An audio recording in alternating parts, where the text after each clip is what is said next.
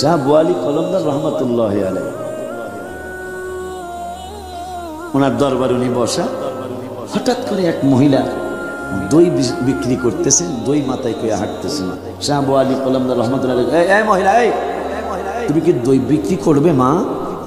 হ্যাঁ হুজুর, এই দই বিক্রি করার জন্য তো মাথায় নিয়ে এত কষ্ট করে ঘোরাফেরা করতেছি। তাইলে কত? হুজুর কত? একটা স্বর্ণ মুদ্রা দিলে আমি দই দিয়ে দিব। মারহাবা বলেন। তাই নাকি? হ্যাঁ। হুজুর তার হাঁটুর নিচের থেকে একটা স্বর্ণ মুদ্রা বের করে ফিকে মেরে বললেন, যাও, দইও তোমার, এই স্বর্ণ মুদ্রাও তোমার, এই ফকিরের এগুলা কিছুরই দরকার নেই। সুবহানাল্লাহ বলেন। মহিলা লোভ হয়ে গেছে, প্রত্যেক দিনই আসলেই হুজুরে তার হাঁটুর নিচের থেকে একটা স্বর্ণ মুদ্রা দিয়ে দেয়। তো অনেক দিন এরকম করছে। স্বামীরে যায় এই মহিলা বলতেছেন, হুজুরে খুব ভালো মানুষ, আমি গেলি স্বর্ণ মুদ্রা দেয়। যদি ভালো মানুষ হয় তাহলে একটা কাজ করো। কি কাজ? কয়, আমাকে তো সন্তান হয় না, দই বিক্রি করো, আমিও কাজকর্ম করি, আমাদের সন্তান হয় না, তো এই হুজুরের কাছে যে একটু দোয়া চাও। তো মহিলা আসছে, হুজুর আপনি তো, আমি আসলেই প্রতিদিন একটা করে স্বর্ণ মুদ্রা দেন, কিন্তু আজকে আসছি আমি, আপনি যদি আমাকে একটা স্বর্ণ মুদ্রা না দিয়া আমাকে যদি আল্লাহর দরবারে একটু দোয়া করতেন, আমাকে যদি আল্লাহ একটা সন্তান দিত।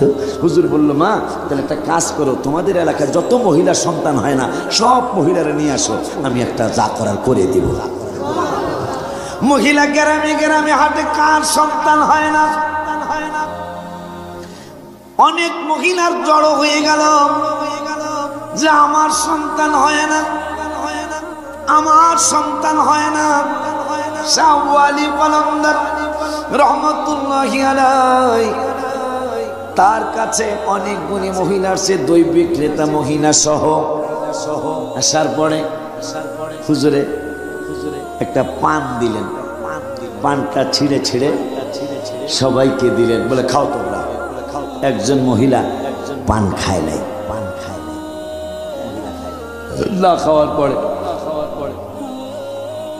1 বছর পরে বা 10 মাস 10 দিন পরে ঠিকই আল্লাহর মেহেরবানি, ওই যে হুজুর বলছে অমুক তারিখে সন্তান হবে,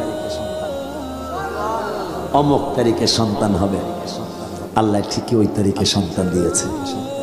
সন্তান দেওয়ার পরে সব মহিলারা হুজুরের কাছে কিছু হাদিয়াও নিয়ে আসছে, সন্তানও দোয়ার জন্য নিয়ে আসছে। ওই মহিলাও আসছে।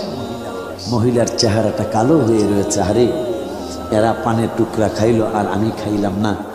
তো মহিলাকে হুজুরে জিজ্ঞাইতেছে, মা তুমি কাঁদছো কেন? তোমার চেহারাটা এরকম কেন? কোন আবু আলী কলমদার? বাবা মহিলাটা, এ বাবা তুমি এত বেজার কেন? হুজুর ওরা পান খেয়েছিল, আমি পান খাই নাই।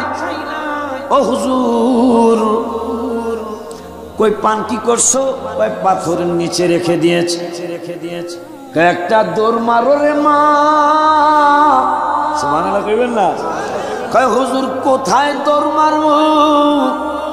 কই কোন পাথরের নিচে পান রাখছিলি মনে আসেনি?